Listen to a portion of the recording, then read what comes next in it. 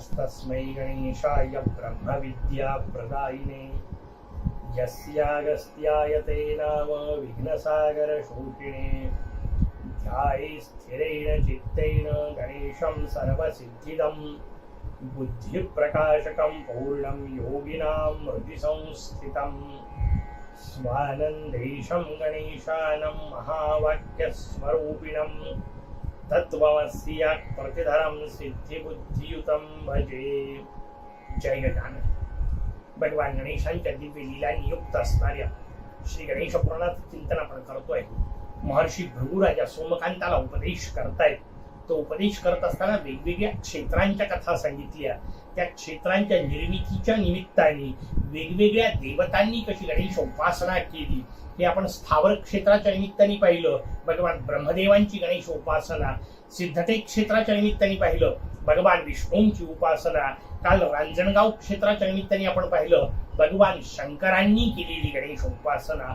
तीनही देव ज्या मोरयाला शरण जातात, वंदन त्याचा करायचंय, उपासना त्या मोरयाची करायची आहे, शिवपार्वती पुत्राची नाही. कारण लक्षात घ्या, केवळ शिवपुत्र असते तर भगवान शंकरांना गणेशाचं अशा प्रकारचं वंदन करण्याची, तपश्चर्या करण्याची, उपासना करण्याची वेळ आली नसते. केवळ शिवपुत्र नाही, शिव हरी रवी ब्रह्म जनक अशा प्रकारची जी भूमिका गणपत्य संप्रदायाने सांगितली ती आपल्याला वेगवेगळ्या रीतीने समजून घ्यायची आहे. सगळ्या साधू संतांनी सांगितली आहे. लक्षात घ्या, जगद्गुरु तुकोबाराय आपल्या समोर वर्णन करतात. आकार तो ब्रह्मा, उकार तो विष्णू, मकार महेश मानियेला, ऐसे तिन्ही देव जेथोनी उत्पन्न, तोहा गजानन माय बाप, ओंकार प्रधान रूप गणेशाचे. त्या अभंगामध्ये आपल्याला जगद्गुरु तुकोबारायांनी ही भूमिका सांगितली. शिव हरी रवी ब्रह्म जनक अशा मोरयाला समजून घ्यायचंय. हे सगळे त्याची उपासना करतात. या वेगवेगळ्या क्षेत्रांच्या निमित्ताने मोरयाचं हे सर्व पूज्यत्व सांगितलं. अर्थात जशी ही एका बाजूच्या विरचना असते कथेची, आपण सुरुवातीला पाहिलं या सगळ्या कथा दोन टप्प्यात चालतात. एकाला समष्टी पद्धती असं म्हणतात, एकाला व्यष्टी पद्धती असं म्हणत असतात. समष्टी पद्धती याचा जो संपूर्ण ब्रह्मांडाचा विचार तिथे आपल्या समोर कथेमध्ये मांडलेला असतो. आता आपल्याला दुसरा टप्पा करायचा आहे, व्यष्टी पातळीवरचा अभ्यास. तो कथेत दिलेला नसतो, तो आपल्याला करायचा आहे. का? त्याचं उत्तर आहे त्याच वेळी त्या कथेचा उपयोग होईल जेव्हा मी ती माझ्यात समजून घेण्याचा प्रयत्न करेल, माझ्या अंतरंगी उतरवेल. कारण कधीतरी त्रिपुरासुर नावाचा एक राक्षस झाला आणि त्याला भगवान शंकरांनी मारलं. हे आपल्या काय कामाचं आहे? कशा करता आपण आनंदोत्सव करायचा, कशा करता त्रिपुर जाळत बसायचा, कशा करता त्रिपुरारी पौर्णिमा करायची, भाव त्यातले समजून घ्या. ते भाव समजून घेताना ही सगळी कथा मला माझ्या आतमध्ये पाहायची आहे. माझ्या आतमध्ये पाहायची याचा अर्थ माझ्या अनुभूतीचा विषय करायची आहे. माझ्यातला त्रिपुरासुर मला मारायचा आहे. कारण तो बाहेर असेल तो कथेचा उपयोगच नाही. त्या आतल्या त्रिपुरासुराचा विनाश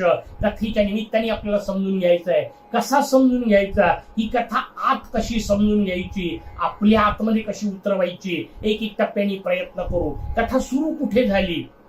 अगदी गृत्सवदांपासून सुरू करा. वाचन कवींची पत्नी असणारी मुकुंदा रुक्मांगदावर भाळली होती. त्याचे गूढार्थ आपण सांगितले होते. वाचन कवी माझा एकटा मोरया, त्या मोरयाची पत्नी असणारी बुद्धी, ती बुद्धी मोरयाकडे न जाता संसाराकडे येते, रुक्मांगदाकडे येते. मग गृत्समद अवस्था प्राप्त होते. ही गृत्समद अवस्था तिला जीवात्मदशा असं सांगितलं. मातेच्या गर्भात असलेली जी अवस्था आहे त्या अवस्थेचा विचार तिथे आपल्या समोर मांडला. असं म्हणा फार तर तो गर्भात असलेला जो शिशु आहे तो मोरयाची तपश्चर्या करतो. त्याला गृत्समदाची आराधना असं म्हणतात. जन्माला आला, जन्माला याचा अर्थ मातेच्या शरीरापासून वेगळेपणाने आला. आधी जिवंतच होता, आतमध्येही आपल्याला अस्तित्व होतं. फरक लक्षात घ्या. त्या आतमधल्या अवस्थेला ना गृत्समद का म्हटलं? कारण तिथे आपण मोरया शरण अवस्थेत होतो. त्या गर्भावस्थेमध्ये पूर्वीचं ज्ञान आपल्याला होतं असं शास्त्र सांगतं. तिथे आपल्याला मोरयाची जाणीव होत होती. तिथे आपण प्रार्थना करत होतो. चुकलो मोरया, चुकून संसाराकडे आलो, चुकून या वासनेत अडकलो, आता एकदा जन्माला येऊ दे, तुला कधी विसरणार नाही. अशा प्रकारची स्तुती, त्याला गर्भस्तुती असं म्हणतात. सगळ्या पुराणांनी दिली दिलेली आहे, वेगवेगळ्या स्वरूपात दिली. तो गर्भ स्तुती करत असतो भगवंताची आणि भगवंताला प्रार्थना करत असतो, सोडव याच्यातून, या यातनेतून एकदा सोडव, पुन्हा तुला आयुष्यात कधीच विसरणार नाही. वारंवार प्रार्थना करत असतो आणि जन्माला येतो. ज्या क्षणी मातेच्या गर्भातून बाहेर येतो ना, त्या क्षणी एक शिंक येते, आपण पाहिलं, प्रत्येक जीवाला आली. आणि मग त्याचा ताबडतोब पुढचा प्रश्न निर्माण होतो, कोहम, मी कोण आहे, सगळं विसरला. त्या एका शिंकेत सगळं गेलं, एका शिंकेच्या झटक्यात. आणि लक्षात ठेवा, शिंकेनी असंच होतं, प्रत्येक शिंकेत पुनर्जन्म. म्हणून तुमच्या माझ्या संस्कृतीने किती बारीक बारीक गोष्टी सांगितल्या आहेत. जर आपल्याला सहज बोलता बोलता वागताना किंवा रोजच्या अर्चनामध्ये शिंक आली ना, तर हे 3 बोट असे कानाच्या इथं वरच्या बाजूला दाबावे. याचा आयुर्विज्ञानाशी संबंध आहे. का? कारण शिंकेनी शरीरात उष्णता निर्माण होते आणि याला कर्णाचमन असं म्हणतात. कानाला हात लावून केलेलं आचमन. कारण प्रत्येक वेळेस जवळ पाणी असेलच असं नाही, आचमन करता येणार नाही, ही सोय दिली. हे वरचे 3 बिंदू जे आहेत ते असे 3 बोटांनी किंचित दाबावेत, शरीराची उष्णता नियंत्रित राहते. तो एक विषय. पण शिंक आल्यानंतर ताबडतोब भगवंताचं नाव घ्यावं. का? कारण जीव विज्ञान आपल्याला सांगतं, शरीर विज्ञान आपल्याला सांगतं, ज्या क्षणी शिंक येते ना, ते एक क्षण का होईना आपलं हृदय थांबतं, बंद पडलेलं असतं. का? कारण शिंकेला जेवढी ऊर्जा लागते, जेवढ्या ऊर्जेला वापरण्याकरता सगळ्या गोष्टी थांबवल्या जातात. हृदयाची धडकण सुद्धा एक क्षणाकरता थांबते. का? भगवंताचं नाव घ्यायचं, पुन्हा सुरू झाली, ही त्याची कृपा आहे ना, नाही तर शेवटची शिंक राहिली असती. म्हणून किती बारकावे आपल्या संस्कृतीने सांगितले. तो भाव समजून घ्या. प्रत्येक शिंक जणू काही पुनर्जन्म आहे, पुन्हा जन्माला येतोय. कशा करता आलो समजून घ्या. मला भगवंतानी पुन्हा जन्माला घातलं. सोडून द्या एक शिंकेचा विषय. दुसरा आपल्याकडे सांगितलंय उठण्याचा विषय. कारण झोपेमध्ये आपण गाढ झोपेत गेलो, पुन्हा जेव्हा आपण उठलो ना, उठल्याबरोबर पहिल्यांदा भगवंताचं नाव घ्यावं सांगितलं. का? उठवलं, काय खात्री होती? दुसऱ्या दिवशी नुसतीच बातमी यायची, झोपले आणि झोपले ते झोपले, उठलेच नाही. होऊ शकतं भगवंतानी उठवलं, त्याला कृपा त्याची आहे आपल्यावरची.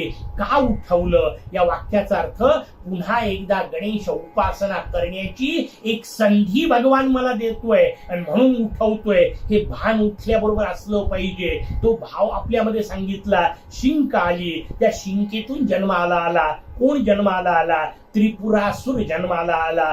काय आहेत त्याच्याजवळ? 3 नगर आहेत. कोणते? त्याचं उत्तर आहे, तुमच्या माझ्या जवळ 3 नगर आहेत. तुम्हाला काय गोष्टी सांगतात? कुठले नगर आले? 3 घरं नाहीत आमच्या जवळ. काही काही ज्या गोष्टी, घराला खोल्या नाहीत 3, तुम्ही 3 नगराच्या गोष्टी सांगता. त्याचं उत्तर ते व्यवहारातलं नाही सांगत आहे. तुमच्या समोर बसलेला हा जो देह असतो ना प्रत्येकाचा आपला, त्या देहाचा विचार करतायत. आणि हे देह 3 आहेत. धक्का बसला ना? तुम्हाला एकच तर देह आहे, तो सांभाळता सांभाळता पंचहित आहे, त्याच्यात किती अडचणी आहेत. पण आपल्याला 3 देह आहे तुम्ही सांगता. शास्त्राने आपल्याला सांगितलं तुमच्या माझ्या आतमध्ये आणखीन 2 देह आहेत. एकाला शास्त्राने या बाहेरचा जो देह दिसतो याला स्थूल देह असं म्हणतात. याच्या आतमध्ये जो आहे त्याला सूक्ष्म देह असं म्हणतात. त्याच्या आतमध्ये जो आहे त्याला कारण देह असं म्हणतात. तो अधिकाधिक बारीक आहे, अधिकाधिक सूक्ष्म आहे सांगायकरता आतमध्ये असं वर्णन आहे. वास्तविक तो सर्वत्र पसरलेला आहे. जेवढा स्थूल देह तेवढाच सूक्ष्म देह, तेवढाच कारण देह. हे 3 सांगितले. तुम्ही म्हणताय म्हणून आम्ही विश्वास ठेवायचा का? त्याचं उत्तर आहे बिलकुल नाही. कायम लक्षात ठेवा, भारतीय संस्कृतीने, भारतीय शास्त्रांनी कुठेही असं म्हटलेलं नाहीये की मी म्हणतो म्हणून विश्वास ठेवा. हा अंधश्रद्धेचा भागच नाहीये, हा प्रांतच नाहीये. प्रत्येक जागी अनुभूतीचे विषय दिले, प्रत्येक जागी तुम्हाला मार्ग सांगितले. हा, काही गोष्टी निश्चित सांगितल्या की ज्या त्या मार्गाने त्या पद्धतीने गेल्या तरच कळतील. तोपर्यंत विश्वास ठेवणं भाग आहे. पण चला आपला अनुभव सांगतो 3 देहांच्या बाबतीतला, म्हणजे 3 देह काय आहे ते आपल्याला कळेल. आपल्या सगळ्यांनी कधी ना कधीतरी असं एक स्वप्न पाहिलंय की स्वप्नात आपण धावत कुठंतरी चाललोय. 3 देह समजून घ्या. आपण स्वप्नामध्ये धावत धावत कुठंतरी चाललोय, अशा प्रकारचं एक स्वप्न आपण पाहिलं. 3 कसे आहेत? पहिला जो पलंगावर झोपलेला आहे तो कुठं धावतोय? त्याला स्थूल देह असं म्हणतात. तो तिथंच आहे, हल्ला नाही, त्याच्यात हालचाल कुठली जाणवली नाही, त्याला धावण्याची काही धाप लागली नाही, त्याला काही घाम फुटला नाही, तो शांत पडलेला आहे. बाहेरून पाहणेवाल्याच्या दृष्टीने तर मस्त झोपलेला आहे. तुम्ही मात्र स्वप्नात आहात, त्या स्वप्नात तुम्ही धावत आहात. दुसऱ्या अवस्थेला पोहोचलो. स्वप्नदेह, सूक्ष्मदेह, तो धावत आहे, तो दुसरा. तुम्हाला ठीक आहे, दोन कळले. आणि गंमत लक्षात घ्या, जसे आपण सध्या व्यवहारात आहो ना, तसे आपल्याला त्या स्वप्नात आपण दिसतो. आपल्याला जसं तसं स्वतःचं स्वरूप दिसत असतं. हा दुसरा देह सांगितला. तुम्हाला ठीक आहे, मान्य. तो दुसरा. तिसरा कोण? त्याचं उत्तर आहे, लक्षात घ्या, तो धावत चाललाय, हे पाहत कोण आहे? तो तिसरा. त्याला साक्षी म्हटलं, कारण देह म्हटलं. आपल्याच आतमध्ये असलेले तीन देह पहा, वैशिष्ट्य पुढचं सांगितलं. हे तीन एकापेक्षा एक मूल्यवान आहेत. याचं महत्व जे आहे ते आणखीन वाढत जात आहे. हा स्थूल देह, याचा संबंध फक्त व्यवहाराशी आहे. याचा साधनेत फार उपयोग नाही. साधनेत याचा अर्थ व्यावहारिक उपासना प्रकारातले भक्तीचे मार्ग जे वेगवेगळे सांगितले त्यात त्याचा उपयोग आहे, तो भाग वेगळा. उपासना जी अंतर्गत करायची आहे, मानसिक करायची आहे, तो पुढचा टप्पा. तिथे या देहाचा उपयोग तितका नाहीये. मग मनाचा विषय सांगितला आपल्या समोर. मन, बुद्धी, चित्त, अहंकाराचा विषय सांगितला. सूक्ष्म देहाचे सगळे 19 घटक जे आहेत त्या सगळ्या वेगवेगळ्या घटकांचा विचार आपल्या समोर सांगितला. त्या सगळ्यांचा विचार समजून घ्या. त्याला सूक्ष्म देह म्हटलं. याच्यापेक्षा तो जास्त महत्वाचा आहे, कारण त्याला वळण लावायचंय. म्हणून तर लक्षात घ्या ना, श्लोक मनाला सांगितले. शरीराचे श्लोक कुठे तयार केले? मनाचे श्लोक. कारण ते जास्त महत्वाचं आहे. त्याला नियंत्रित करायचंय, त्याला सांभाळायचंय, त्याच्या भरोशावर पुढचं चालणार आहे. म्हणून शरीराचा विचार, एक स्थूल देह, दुसरा त्याच्यापेक्षा मूल्यवान कारण देह, त्याच्यापेक्षा मूल्यवान. कारण मन सुद्धा चंचल आहे. ते जेव्हा स्थिर होईल, शांत होईल, त्यावेळी जो आनंद मिळणार आहे तो आत्मिक आनंद, तो आणखी मोठा असणार आहे. म्हणून तिसरा प्रकार सांगितला. या तीन देहांचा विचार सांगितला. ते अधिक मूल्यवान आहेत हे सांगण्याची शास्त्रकारांची मजेदार पद्धत होती, जी आपल्याला कथेत सांगितलं होतं. एक लोखंडाचं शरीर आहे, एक चांदीचं नगर आहे आणि एक सोन्याचं नगर आहे. तीन नगर, तीन वेगवेगळ्या धातूंचे सांगितले. लोखंडाचा म्हणजे स्थूल देह, चांदीचं नगर म्हणजे सूक्ष्म देह, सोन्याचं नगर म्हणजे कारण देह. तीन देहांचा विचार आपल्या समोर सांगितला. यालाच तीन पुर असं म्हणतात. याच्यात जो जीवात्मा राहतो ना, त्यालाच त्रिपुर असं म्हणतात. मुक्त करायचंय त्या देहातून, तीन देहांच्या पलीकडे जायचंय. कसं जाता येईल? हे तिन्ही एका बाणात उडाले पाहिजे. एका बाणात उडाले पाहिजे या वाक्याचा अर्थ एका रेषेत असले पाहिजे. कसे एका रेषेत येतील? हे तीन एका रेषेत येणे या वाक्याचा अर्थ हे तिन्ही नाशवंत आहेत हे समजून घेणे. कोणाच्या कृपेने समजतं? त्याचं उत्तर आहे भगवान शंकरांच्या कृपेने समजतं. का? कारण शंकर मोक्षदायक आहेत. शंकर तारक मंत्र देणारे आहेत. जीवाला शेवटी ते तारून नेतात. म्हणून तर शेवटच्या जागी बसलेले असतात, स्मशानात बसलेले असतात. कारण शेवट तिथंच येणार आहे. किती उड्या मार जगभर आयुष्यभर, शेवटी येणार इथंच आहे. आखरी रस्ता भगवान शंकरांचा, तिथे जाऊन पोहोचायचंय. ते मुक्तीचा मार्ग देतात, ते गणेश उपासना सांगतात, ते तारक मंत्र देतात. म्हणून त्यांचं वर्णन आलं. ते भगवान शंकर एका बाणात उडवतात. याचा अर्थ श्रीगुरु स्वरूपात ते आपल्याला सांगितले. ते श्रीगुरु कशाने उडवतात? मोरयाच्या कृपेने उडवतात. म्हणून त्यांनी तपश्चर्या केल्याचं वर्णन केलं. मोरयाच्या कृपेने शास्त्राचा मार्ग आपल्याला सांगतात. त्याला बाण म्हटलं. आणि तो शास्त्राचा मार्ग या तीनही नगरांना नष्ट करतो. याचा अर्थ या तिघांचं नश्वरत्व आपल्या समोर सांगतो आणि मग त्रिपुरासुर मुक्त होत असतो. तसा तुमच्या माझ्या या शरीरात अडकलेला म्हणजे शरीराने मर्यादित झालेला जीवात्मा मुक्त करण्याचा मार्ग आपल्या समोर त्रिपुरासुर सांगितला. ती कथा आपल्या समोर या गूढार्थाने समजून घ्यावी लागेल. मग त्या कथेचे सगळे अर्थ आणि त्या कथेचा सगळा नेमका तात्पर्य जो भाव आहे तो आपल्याला व्यवस्थित समजू शकेल. कारण तर आणि तरच त्या कथेचा उपयोग आपल्याला होऊ शकेल हा भाव सांगितला. आणि मग कथा पुढे नेली. पुढची कथा जी आहे ती पुढच्या वेगळ्या गोष्टींकडे लक्ष वेधण्यासारखी असते. हे लक्षात घ्या. ज्या ज्या देवतांच्या कथा येतात ना, त्या त्या देवतांना आलेल्या समस्या त्या देवतांच्या समस्या नाहीयेत हे व्यवस्थित समजून घ्या. किंवा त्या देवतांनी विचारलेले प्रश्न हे त्या देवतांचे प्रश्न नाहीयेत. त्या सगळ्या देवता पूर्ण ज्ञानी आहेत. आपल्या करता प्रश्न विचारले. म्हणून ती पद्धती समजून घ्यायची. इकडे त्रिपुरासुराला मारण्याचा सगळा विषय झाला, प्रचंड मोठा संघर्ष झाला. या संघर्षामध्ये देवी पार्वती आश्चर्यचकित झालेली आहे. आता आपण इथं उभं काय करायचं, कुठंतरी सुरक्षित जागी गेलो पाहिजे. या हिशोबात देवी पार्वती तिथून निघून गेली. त्या रणांगणावरून निघून गेली देवी पार्वती. जाणार कुठे? स्त्रीच्या दृष्टीने सगळ्यात सुरक्षित जागा तिचं माहेर. स्वाभाविक देवी पार्वती पोहोचली कुठे? भगवान हिमालयांकडे जाऊन पोहोचली. ती आपल्या पित्याकडे जाऊन पोहोचली. हिमालयाच्या तिथे जाऊन पोहोचल्यानंतर शांतपणे तिथे सुरक्षित राहिली. इकडे भगवान शंकरांचा अद्वितीय पराक्रम झाला. त्या पराक्रमात त्रिपुरासुर मारल्या गेला. त्रिपुरारी म्हणून भगवान शंकरांचं वर्णन करण्यात आलं. त्रिपुरारी वरद म्हणून भगवान महागणपतींचं वर्णन आपल्या समोर करण्यात आलं. हा सगळा कथाभाग झाला आणि प्रचंड थकले भगवान शंकर, कारण एवढं मोठं युद्ध झालं. त्या युद्धानंतर भगवान शंकरांना थकवा आला. तो थकवा घालवाई करता आराम केला पाहिजे, आता शांत विश्रांती केली पाहिजे, म्हणून भगवान शंकर कुठेतरी एकांतात निघून गेले. आता त्यांना तशी एकांताचीच आवड आहे. शांतपणे जाऊन एकांतात बसले. इतक्या एकांतात जाऊन बसले की सापडेच ना कोणाला. कुठे गेले तेच कळेना. शोधायची कुठे पंचायत निर्माण झाली. देवी पार्वतीने अनेक जागी शोध घेऊन पाहिला पण भेटले नाही. शेवटी देवी पार्वती, कारण पहिल्यांदाच युद्धाचा विषय होता, तोपर्यंत मोकळा झाला. माहेरी जाऊन पोहोचली, काही दिवस बरी राहिली, पण शेवटी तिचं मन अडकलेलं आहे पतीमध्ये. किती माहेरी आनंद मिळत असला तरी पतीचा विचार डोक्यात राहणार आहे. त्या हिशोबात ती पतिव्रता भगवान शंकरांचं चिंतन करते आणि शंकर मिळत नाहीत म्हटल्यानंतर व्यथित होते, दुःखी होते. आणि स्वाभाविक आता विचारायचं कोणाला? पिताश्रींना. म्हणून ती हिमालयाकडे येते आणि हिमालयांना विचारते, असा काहीतरी मार्ग सांगा की मला शंकर पुन्हा भेटतील. किती मजेदार रचना आहे, लक्षात घ्या. पहिल्यांदा शंकर आहे, पुन्हा भेटतील. आणि पुन्हा भेटतील का? कारण तिने वारंवार हा प्रकार केलाय. पहिल्यांदा खरं तर सती अवस्थेत होती, तिथे तिने स्वतःला जाळून घेतलं. का जाळायची वेळ आली? कारण भगवान शंकरांनी जाऊ नको म्हटलं होतं तरी दक्ष यज्ञात गेली होती. या सगळ्या भाव लक्षात येतात कथेमध्ये. सती होती याचा अर्थ तिला अस्तित्व होतं. दक्ष कन्या होती. महाराज दक्षांची ही कन्या भगवान शंकरांना देण्यात आली, पण दक्ष यज्ञामध्ये शंकरांना बोलावलं नसताना शंकरांनी नाही म्हटलं तरी गेली. तिथे तिला जाळून घ्यायची वेळ आली. नंतर ती हिमालयाच्या घरी जन्माला आली. केवळ कथा नाही सांगायच्या, त्यातला भाव सांगायचा आहे. भगवंतानी सांगितलेलं ऐकलं नाही, अशी काय कामाची?